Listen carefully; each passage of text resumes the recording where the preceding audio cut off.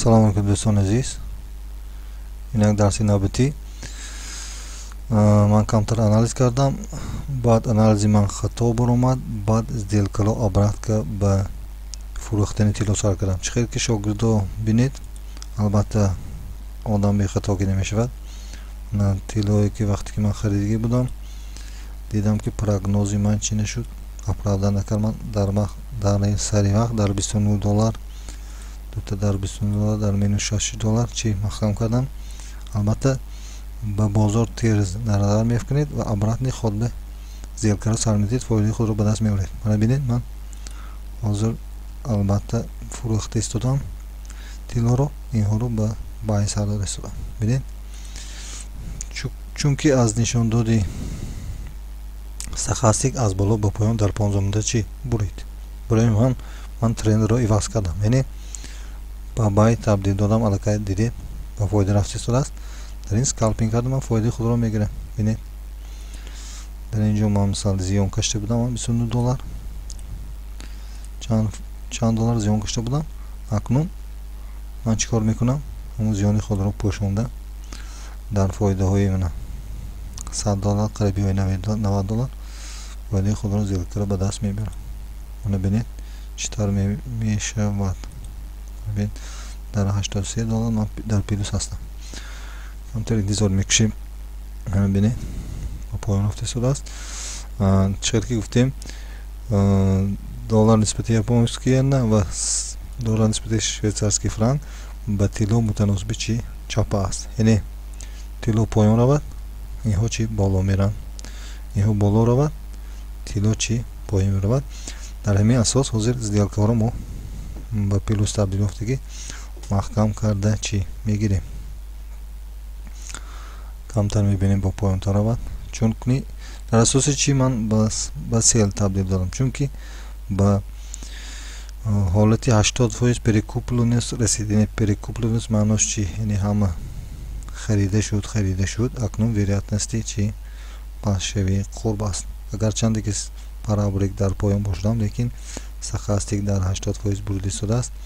این به ما نشون میدهد که وریاتنستی چی باز پس روی چی نرخ است.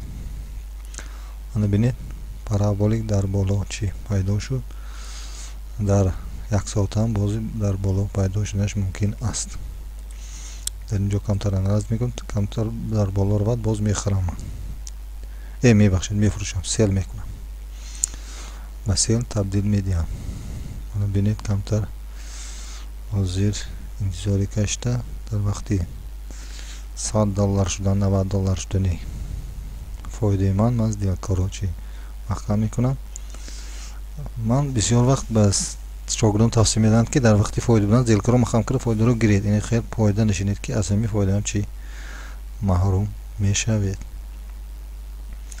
من پایان فرام دسته است. $60 شد، $90 شد. ببینید از من میگیرم فایده رو.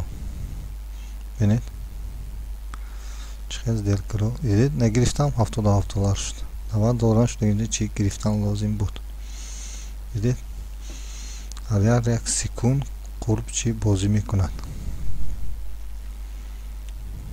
دیدید بازی کرده شده است. 83 57 دیدید 60 نه 60 64 93 انا گرفتم شد. انا $831 شد. من در بالا زیان کشته باشم. در این сделка $71 $18 $15 گرفته گشته چیز زیانی خود رو پوشاندم. باز من حاضر سکالپینگ میکنم. تیلا رو با سیل ترتیب میدم. تیلا کمتر بالا رفت من سیل میگویم. بعد هم خیلی چیز سکالپینگ میکنیم. ببینید تیلا کمتر بالا رفت من سیل میکنم. بالا رفت سیل. انا سیل رو تبدیل دادم. японский اینها رو با بای تبدیل میدیم. اینها رو نیز من با بای تبدیل میدیم. کمتر کرکس شود. خیلی حاضر به японский یعنی بس. در یک ساعت باز پریپراداژ از بالا رفتنش چی ممکن است. اکنون ببینید من باز take profit stop loss albatta میگذارم به این نمیشود البته گذارید میگذاریم با یپونسکی یه take profit stop loss میگذاریم به این کار نکنید باز من تاکید میکنم به شاگردان که البته چی گذارید به این کار نکنید باز به طلا نیز میگذاریم stop loss take profit چون که این رو نگذارید دپوزیت شما به حالت مینوس رفته تمام بریدنش ممکن است. 21 میگذارم با اوروینی 1815 من میگذارم 1815 شد 1815 بینید روزی با سکالپینگ شد باز با فایده رفته ایستادیم در وقت سکالپینگ پایده نزدید اوروینی تیک پروفیت رو ستاپ لورس رو فایده برآمد سکالپینگ کردن یعنی گرید باز پوزیسیون شوید گرید باز دیالکا کنید گرید باز دیالکا کنید بینید دپوزیت من 831 بود 850 رسیده ایستاده است خیلی 20 دلار کی به خلال میرسوند آدما برای 20 دلار از سر تا بیگاه چی کار میکنن شما البته سکالپینگ کرده گرید فایده دارم من کمتر نزار میکشم بعد میگیرم فرض کنیم 15 دلار 12 دلار شده نه 147 بینید 840 شد 9 دلار با 15 دلار به من میگیرم بینید پایان رو میگیرم دینید نگرفتم 5 شد دیدید خیلی حالت هست این رو میگوین چی سکالپینگ زار میکشیم پایین فلوید میگیریم نگرفتم بالا رفت دیدید من ترکر سکالپینگ کرده فایده رو به دست آوردن است من با دپوزیتی من بینش 850 دلار بنگرفتم دپوزیتم گشته 822 چی فرامد مینوس برفت برای همین سکالپینگ چی فایدهش است میگویم به شاگردان در فرامد گیرید باز میفروشید فرامد گیرید با کرکسی شود چی میکنید میخرید باز میفروشم کمتر بالا رود چون که زیان خود رو بشونم در همین جا در کمتر بالا رود من سیل به تبدیل میدم بینید کمتر بالا رود کمتر دیگه بالا رود من به سیل تبدیل میدیم دیل کارو بالا نرفت ایستاده است نید بالا رفت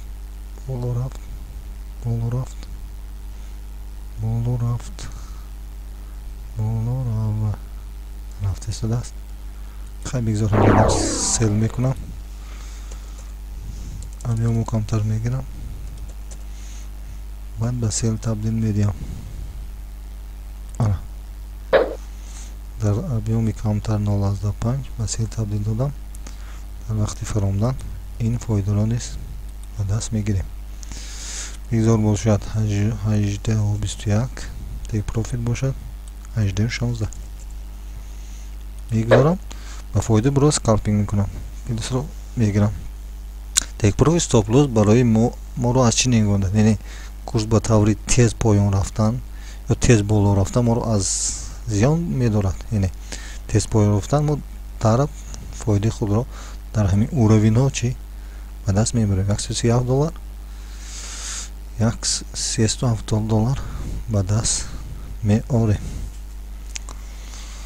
از دوتر میبینیم با مشتم از دوتر میبینیم که در حقیقت چیامو درست است یعنی از بالا و پایان حالا نبریده ایستاده است لیکن общий тренд نه Commercial Channel Index общий тренд پایان رو نگاه کرد ایستاده است باید از است تا خط نیست شاید برود یعنی در 80% اوروینی پری продажа رفته رسید یعنی همه خریده شد باید پایان فرد من در مینوس 49 دلار در مینوس 20 دلار زیان هستم لیکن من انیق میدونم که چی اینها پایان میرود اینو برای انتظار میکشم باز در اینجا چی در اوروین های بالا باز میفروشم من 0.5 در حالت 0.5 در حالت چی 0.2 گیرم 0.2 میفروشم رختم این حالت نیز من باز میگذارم تیک پروفیت ستاپ لاس 18 23 میگذار اینش باشد 18 16 باشد میگذار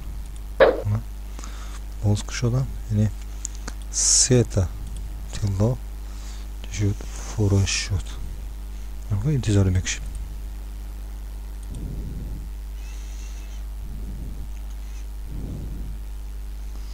ана бародаро, сделкаи мо ба плюс рафтааст. Ман ба скалпинг тайёр мешавам.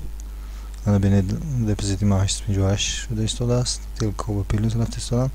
албатта ман дар ин равинҳо дар $10-11 сделкаи худро ман хам кардем. фоидаро кам кунам ба даст биёрам.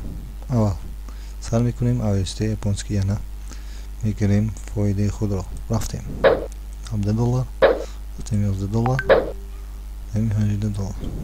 ана бинед сделкаи мо ҳамаш ба фоида рафт. ман чи 882 фоида рафт. чанд сделкаи ман? ана $18, $15, $11, $17, $11, 1 2 3 4 5 ҳамаш чи аст? 1 2 3 3 та сделка чи ба плюс рафт. ман ҳамин тарз $800 то $82 чи оварда расондам. ана бинем $800 дар шод буд. ман агарчанде ки зиён кашида бошандам, лекин ин баъда фоидаҳои ман ва зиёнҳои пешинро пӯшонда аллакай ба ман чи $82 фоида овард. ин буд скалпинги ман барои шогирдон. ёд гиред ва истифода баред. ман аз ин хурсанд мешавам. худоҳофиз.